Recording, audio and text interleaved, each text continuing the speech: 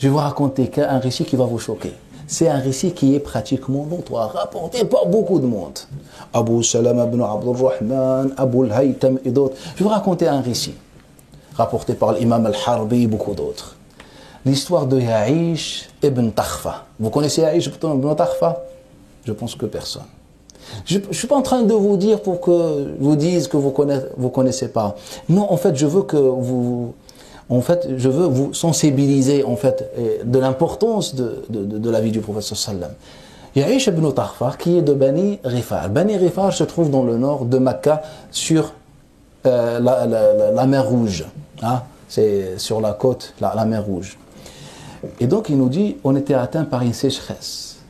Et on a été à Médine en espérant que le Nabi sallallahu alayhi wa sallam nous donne à manger. Allez, après l'Isha, la prière de l'Isha, le Nabi sallallahu alayhi wa sallam se levait et il disait aux musulmans لِيَأْخُذَ كُلُّ وَاحِدٍ مِّنْكُمْ مَعَهُ رَجُلَيْنِ أَوْ إِثْنَيْنِ, que chacun de vous prenne avec lui un ou deux hommes, les nécessiteux, les gens de sofa, les invités, les passagers, les étrangers. C'est ça ce qu'on devrait faire. Quand on fait une Isha, l'imam nous dit, et papa il regarde s'il retrouve quelqu'un dans la nécessité, quelqu'un qui est sans abri, etc. Ils nous disent, et qui, Inch'Allah, peut aujourd'hui, cette nuit, lui donner à manger ou le ramène chez lui. Et le prophète sallallahu alayhi wa sallam nous dit, il le faisait tous les jours. Le Nabi sallallahu alayhi wa sallam, Nabi sallallahu alayhi wa sallam le faisait tous les jours. Et le jour de l'arrivée de cette tribu de Bani Rifar, le prophète, comme à chaque fois, s'est levé et leur a dit que l'un de vous prenne 1, 2, 3 avec lui. Qal Sa'd ibn Ubada, il a pris avec lui 80 personnes. 80. Car Sa'd, il avait ce qu'on appelle l'Otom. Et l'Otom, c'était comme des citadelles, mais de basiques. En fait, c'était juste des murets comme ça, autour de la maison. Et au milieu, il y a une grande cour. En fait, ça existe jusqu'à aujourd'hui. Dans le désert, on les appelle al-Qsour. Ça ressemble en quelque sorte à ça. Il a pris 80. Chacun, il a pris. كنت في جماعة النبي. Et moi j'étais dans le groupe de Nabi. Un Nabi sallallahu alayhi wa sallam ne donne pas des ordres. Un Nabi fait avec les musulmans, participe. Lorsque le Nabi sallallahu alayhi wa sallam portait les parpaings sur son dos pour la construction, les compagnons se sont précipités, se sont jetés sur les pierres. Ya Rasulallah, laisse-nous. قال لستم بأفقر إلى الله مني.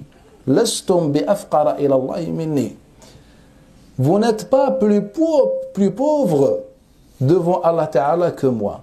C'est-à-dire, on a tous besoin d'Allah. Ce n'est pas moi je donne des ordres et vous savez le reste. Et Ya'ish ibn Takhfa. Voilà, c'est une histoire qui fait à la fois pleurer, mais ça nous donne encore de l'espoir. Ya'ish ibn Takhfa, il nous dit, le prophète est entré avec nous, il a dit, Aïcha, qu'est-ce que tu as préparé à manger? Qalat ya Rasulallah Haïs. Et dans une version Aïch. En fait, il faisait avec l'aqit, c'est le lait quand il est séché, et le moins avec les dattes, avec un peu de sha'ir, de farine, tout ça. Voilà, c'était leur tradition. Qala fa'akalt. Thumma akalt. J'ai mangé, et mangé, et mangé. Qala hatta takhimt. Il a mangé, et mangé, trop mangé même. فقال يا رسول الله, فقال النبي صلى الله عليه وسلم يا عائشة هل شيء يشرب, quelque chose à boire? قالت لبين يا رسول الله كنت تركتها. Sa femme non plus, Aïcha radiallahu anha, n'avait prévu de recevoir des invités, c'est comme ça. On partage tout. Ya Rasulallah, un petit verre de lait que j'avais mis de côté pour toi. Le Nabi n'était pas riche. Et chacun, il trempe ses lèvres dedans. Wallahi, mes chers frères, Ya'ish ibn Takhfa, il nous dit, j'ai eu une diarrhée. Jusqu'à ce que en fait, je me suis vidé.